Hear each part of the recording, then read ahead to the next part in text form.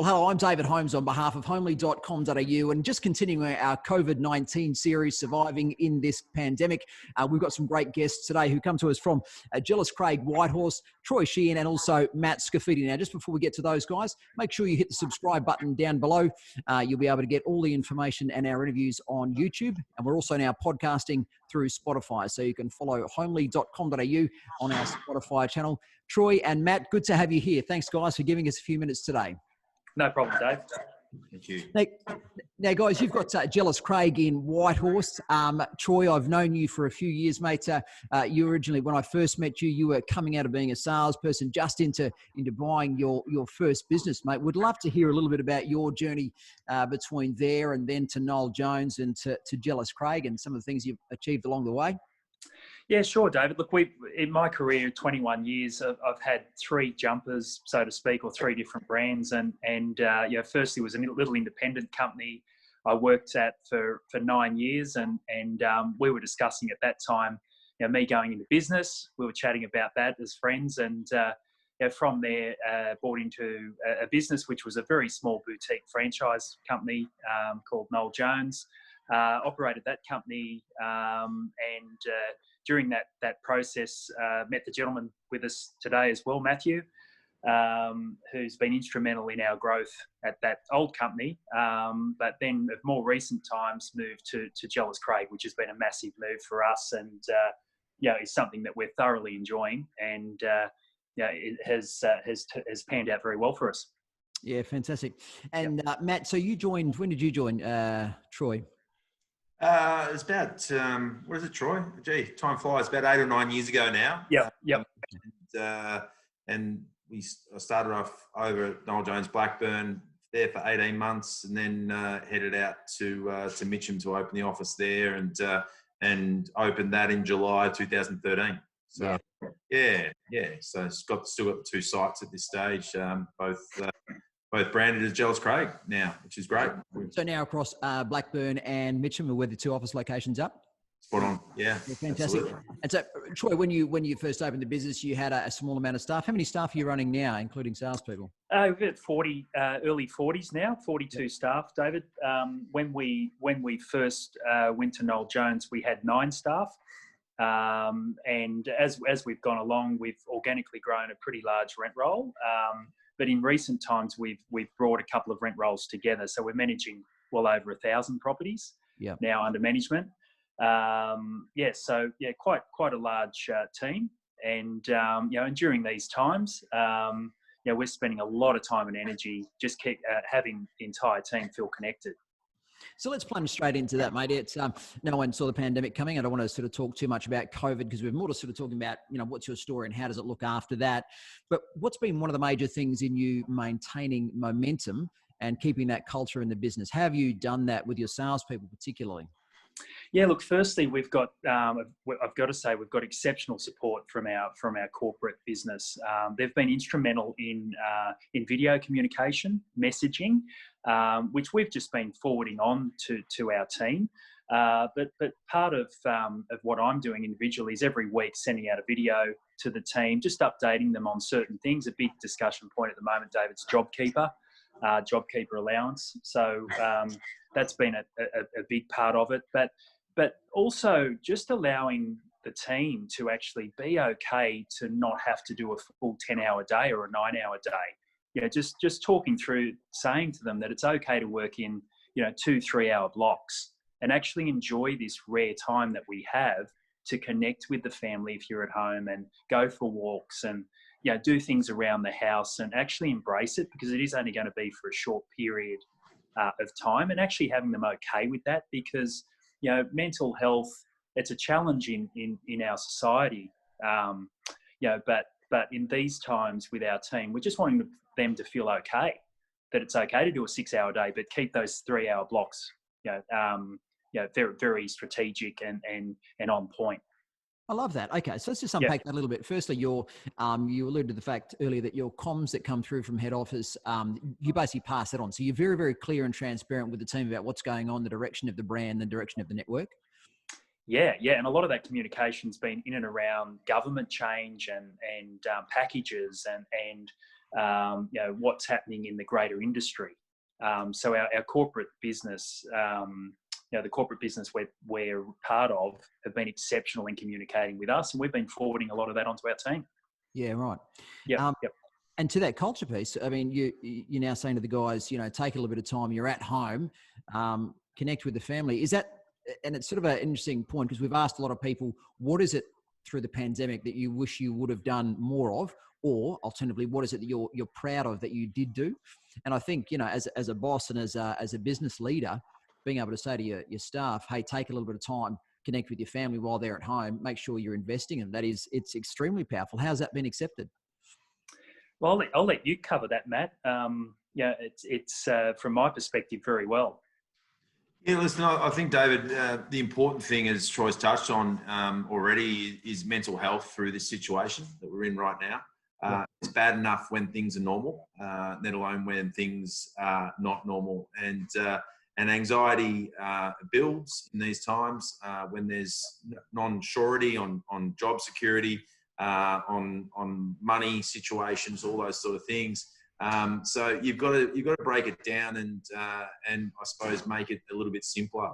And that is that we do have an opportunity right now to spend more time connecting with our families, but also connecting with our clients and all those type of things as well. And making sure that you're doing things, as Troy said, on point when you're doing it. When you work, and then when you rest, you rest. And I think that it's important to sort of teach the guys to come down. You're ready for work, dress for work, and then dress to relax later on, or train, or do whatever it is that you're doing, because the mental health side of things has always been quite close to my heart. And at the end of the day, we've got to make sure that we look after everybody. We've got 40 individuals that work in our business, but there's 40 families that stem off that as well. So we've got to make sure that we're mindful of that. Things like Zoom drinks on a Friday, no one has to drive and all that sort of thing. So that's been really positive and been taken up by a number of the team. And just checking in with people just to see how they are, and not ringing to see whether they've done that task, but more just how you're feeling and what's going on, and perhaps suggesting to them.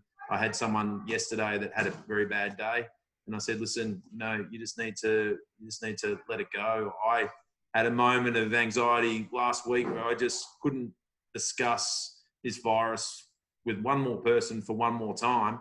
And I just went and got changed and went downstairs and did some training, and thought, no, I'm done for the day. And that's got to be okay in these times. So. Yeah, absolutely. I mean, we're in a time of economic, devastation where we'll probably see some businesses go under, and we'll certainly see, a lot of staff put on reduced wages or even let go, which is going to be devastating. And so your focus on mental health is actually really encouraging. Can we just unpack that a little bit more? I know you've had some involvement with a group there called 100 Words Mate to Mate, and that's been a good support. Tell us a little bit about your involvement inside of that, and what services they provide, or how you guys linked, and what it actually meant to you personally, I suppose. Yeah, well, personally, I went to an event that they ran about 18 months or so ago now, and sort of went along not knowing what to expect really, and finding out that 8 men every single day in Australia commit suicide. Completely unacceptable to me, and I just thought, how is this happening day in, day out? And we're taught that saying things like "man up," and all this sort of thing is just stuff that we've got to sort of get out of our vocabulary moving forward. And so I went along to this event, came along, left, and then my neighbour who took me along and got me there, him and I on the cab on the way home pretty much decided that we were going to do something in our area, which is in Mitcham, where we live. And we got together, and another 2 guys as well, and we put together an event at the local Mitcham Social, 160 capacity. We sold that out in space, I think, of about 3 or 4 days, and we had 160 men in the room. Wow. Talking about the issues and sharing more than I've heard men share before. So. Very powerful night, but it's got to continue. It's a continual basis, and mate to mate, 100 words have got call a mate at 8 at the moment through the pandemic. And so that's really, really important. But the well-being of our team is also hugely important. We've got a well-being coach, Dan Burgess is his name, and he has done some wonderful things with our team and continues to do so. And I suppose is a third party, an independent party, for our team to go to talk to if they're, struggling in any way, shape or form, whether it be mentally, financially, all those sort of things. And there's a lot of that going on right now. Can you tell us a bit about what Dan does for the team? I don't want specifics and we don't want to take away from Dan's business, but the sort of activities that he might sort of indulge in. And have you seen an increase in the requirement for Dan's services across the team in the last couple of weeks, or is it level? Yeah, listen, I think that, certainly when there was so many unknowns, it was really, really important to have him there. He's also a great benefit to the leadership team, and I might call him after a training session at 6:30 in the morning on my way home, and have a chat with him. And I know Troy does from time to time as well. We're doing some sessions, some group sessions with the whole team, but we're also doing some breakout sessions in the next week or so. We've got some young guns in our midst, which 3 or 4 really good, young, talented guys, and we want them to be able to feel comfortable to share. And we want to be able to do that in a smaller group with Dan, and that's what we're sort of working on probably over the next week or 10 days or so. Yeah. Okay. It's sorry, I'll just expand on that a little bit more too, David. Like Dan's been, he's been exceptional for our business, but we're big on, we look after our people. I know it sounds like a little bit of a cliche, then the people will look after our clients, and that's a big part of what we do. And another thing that we focus a lot on in our business is community sponsorship. It's Matt drives a lot of this for our business, and it's massive, for us, but we do it to give back to the community. I mean, we've enjoyed a very long career in the area, in the areas where we operate, and we like to give back for that. And community sponsorship's been big for us, and the support packages that are coming through now are going to allow us to continue to do things, and also to keep our team employed, which is great. Absolutely huge. No one wants to let anyone go, and keep that culture strong. Mate, some of the community initiatives that you have had, you talk about community sponsorship. What sort of things are you sponsoring, and how does that look? Yeah, listen, we look after the Mitcham Football Club, the Mitcham Cricket Club, the Heatherdale Cricket Club, the Vermont Cricket Club. I'm going to miss somebody here. But we look after probably 10 or 11 different organisations within the community. 2 or so years ago, we decided to stop putting DLs in people's letterboxes and spending thousands of dollars on that, and to actually put the money back into the community sponsorship. You're out there, but you've got to be involved as well. Antonio Park Primary School, until their fate this year was postponed, we were going to do an auction, and we rallied our suppliers and everything else, and we had the portal set up, we had photography set up, we had video, we had everything set up, even paper, I think, at that time, to be part of the marketing package. We were going to donate our services at complimentary as well, and we were going to auction that off. So probably anywhere up to $30,000 prize, no reserve auction, and that was going to be done. And these are the things that we want to be able to do.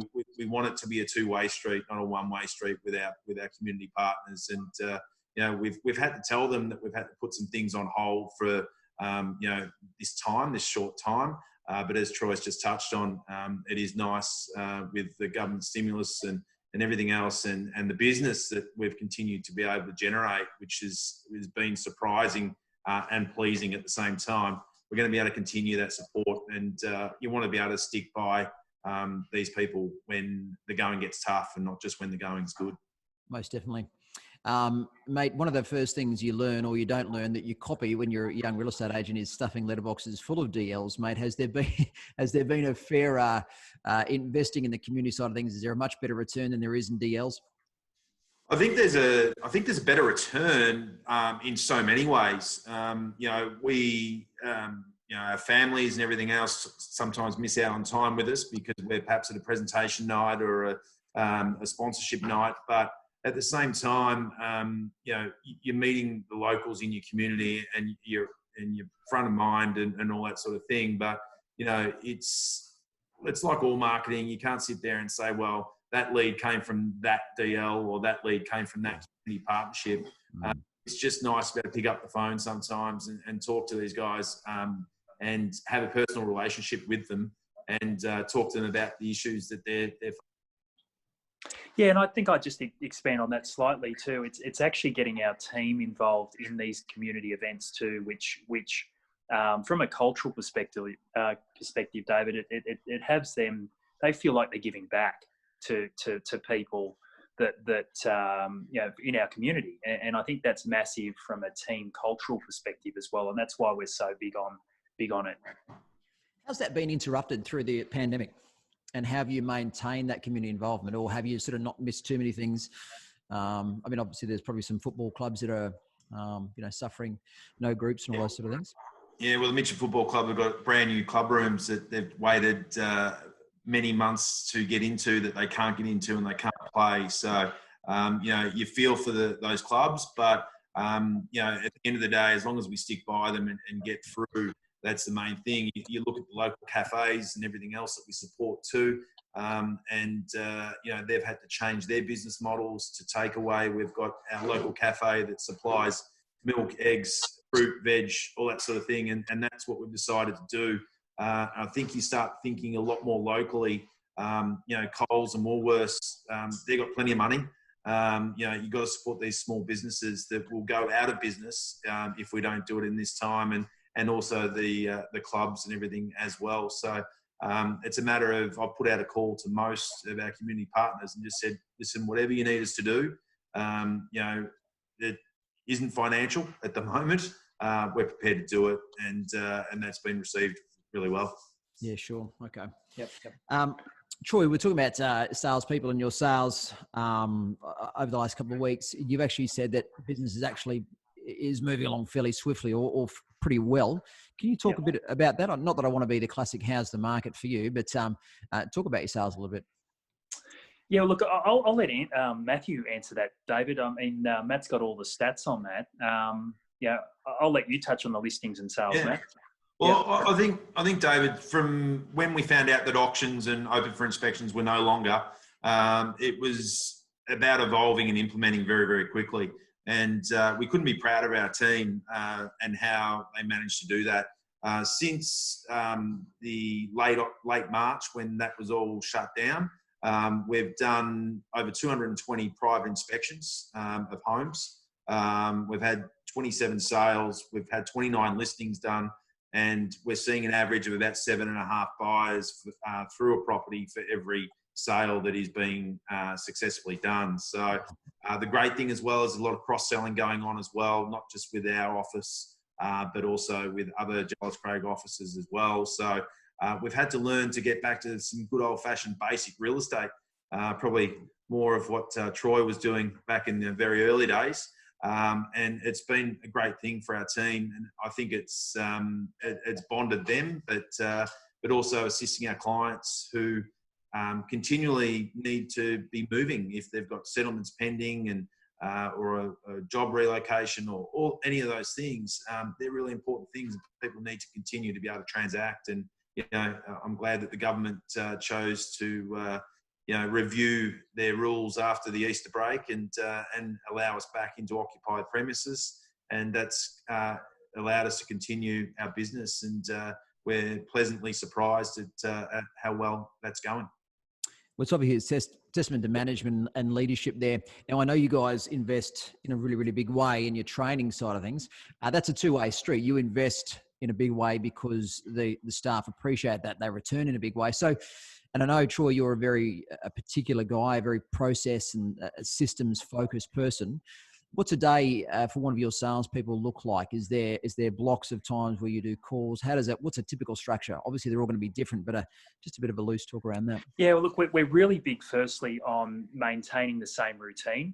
So actually before they go to work, do they get up, train, meditate, go for walks, whatever that may be. So we've been messaging that to the guys to keep their normal routine like it was 6 weeks ago.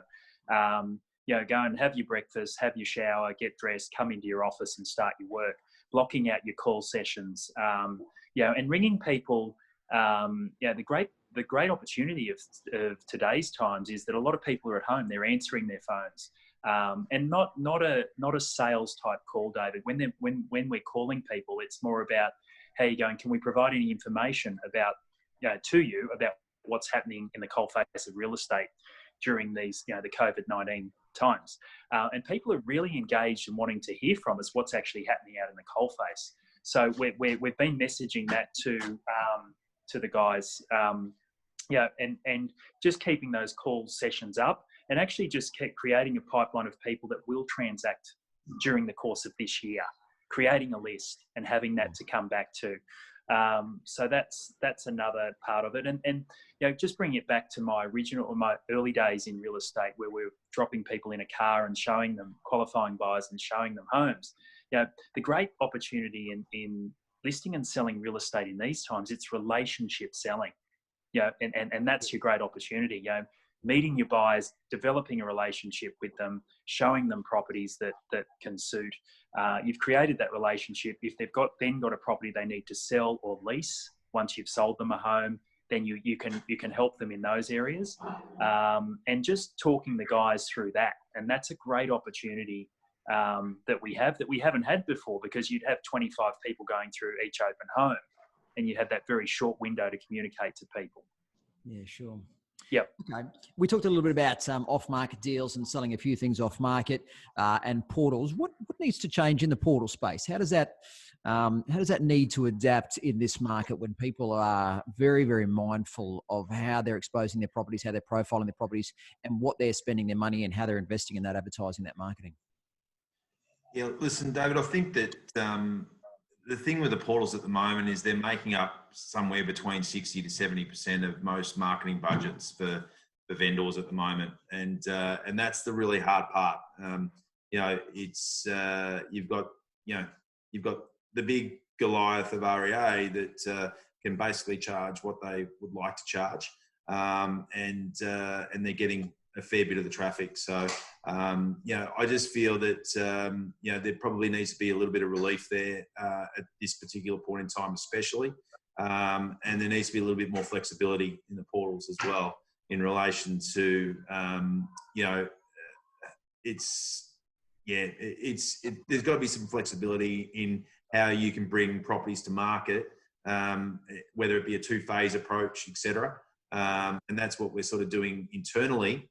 But we should be able to do that externally as well, and allow a vendor to perhaps put their toe in the water, and then decide whether they move forward from there. You guys have been great supporters of Homely, I think, from very, very early on. Look, yeah, sure. Look, I think that opportunity, as Matt touched on, that off-market to on-market opportunity is going to be big for us, and is big. I mean, we look at our listings that are coming through, and a larger percentage are off-market first.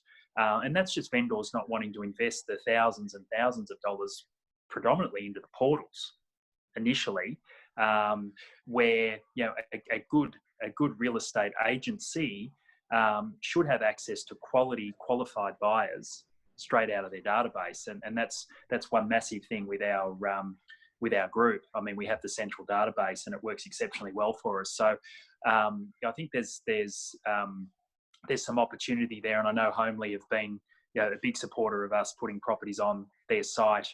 If there was an off-market type opportunity. Another thing I've always liked with Homely and the feedback we've had is the street reviews.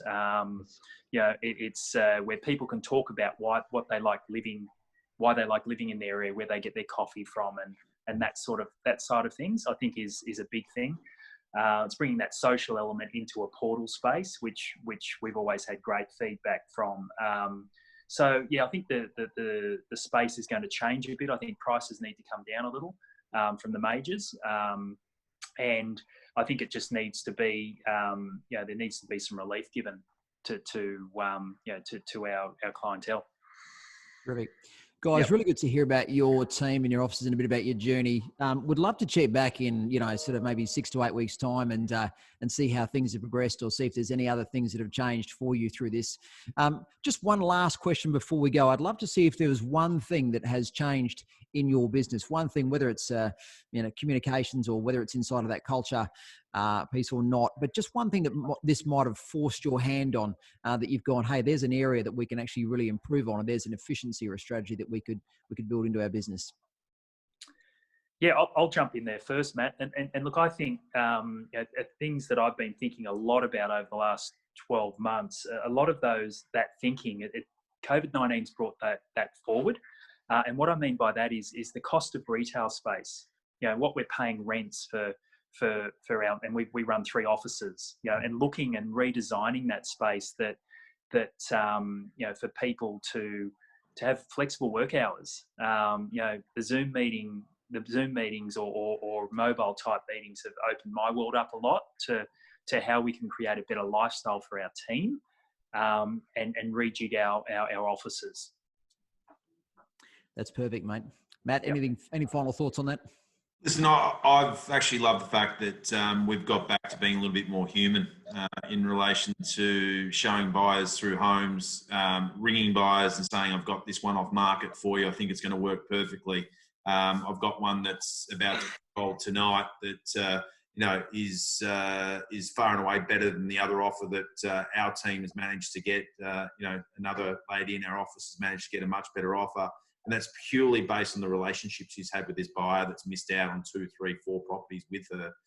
She's in a position now where she can just say, listen, guys, you need to take my advice this time or you're going to miss out again, which she's done. And that's effectively got our owner thousands of dollars more. So, I always like that back to basics, and this has forced our hand.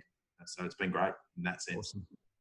Guys, all right, thanks for giving us a bit of time. We'll catch up again in a few weeks' time and see how the culture's changed and the landscape's changed again. Appreciate you giving us a bit of time. Pleasure. Thanks, Dave. Thank you. Guys. Cheers. See ya. Cheers.